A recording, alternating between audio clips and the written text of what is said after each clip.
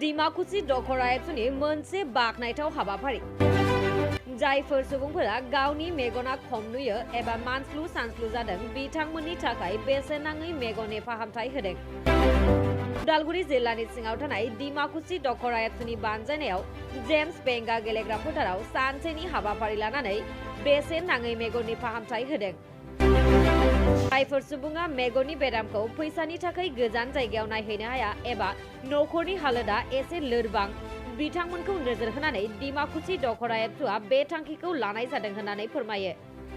बे बेसेन नाङै मेगननि फाहामथायाव फाहामगिरि महरै बाहागो लायो बडलेण्ड डेन्टाइल आइस केयार देहा फाहामसालिनि उदालगुरिनिफ्राय बाहागो लायो। बे बेसेन नाङै मेगननि फाहामथायाव गासै 100निबो बारा बेरामि बिथांमोना बाहागो लायो। खुलुमबाय। जोङो दिमाकुसि दखरा दुलाराय बर' फरायसा आफादा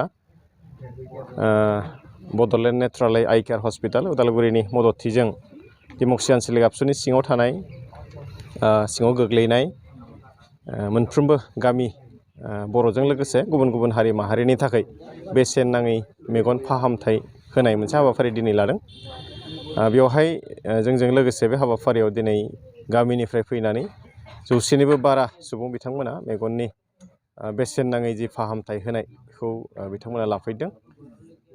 आसा खालामो दिनैनि बे हाबाफारिनि गेजेरजों जोंनि गोरिब गुन्द्रा न'खरनि आइ आफामोन जाय बिथांमोना मेगननि असुबिदायाव मेगननि बेरामाव गोग्लैनानै दङ, माखासे राङारि जेंनानि थाखाय बिथांमोना फाहामथाय लानो हायाखै, गुबुन जायगासिम थांनो हायाखै, बिथांमोना जोंनि बेहाय फैनानै बेसेन नाङालासे जोंनि बे हाबाफारिनि गेजेरजों बिथांमोना मुलाम्फा जानो हादों होननानै जों फोथायो।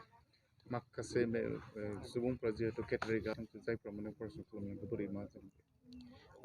बेनि सायाव जोङो दासिम बिदि हाबाफारि लाथ'वाखै, खिन्थु जों दिनैनि उनाव जों बेखौ लानानै सिन्था मोनसे खालामनाय जादों जे जाय बिथांमोना साधारन भाबे ट्रिटमेन्टनि गेजेरजों हामा बिथांमोनखौ जिहेतु माखासे जोंहा आइ आफा बिथांमोना माखासे राङारि असुबिदानि थाखाय गुबुन गुबुन नोरजिया जालांनायनि गेजेरजोंब्लाबो मालाबा मेगना खोब गाज्रि जालाङो बिथांमोननि थाखाय इयुननि समाव जों हाबाफारि लागोन बेखौ जों बयनिसिमबो फोरमायनाय थाबाय।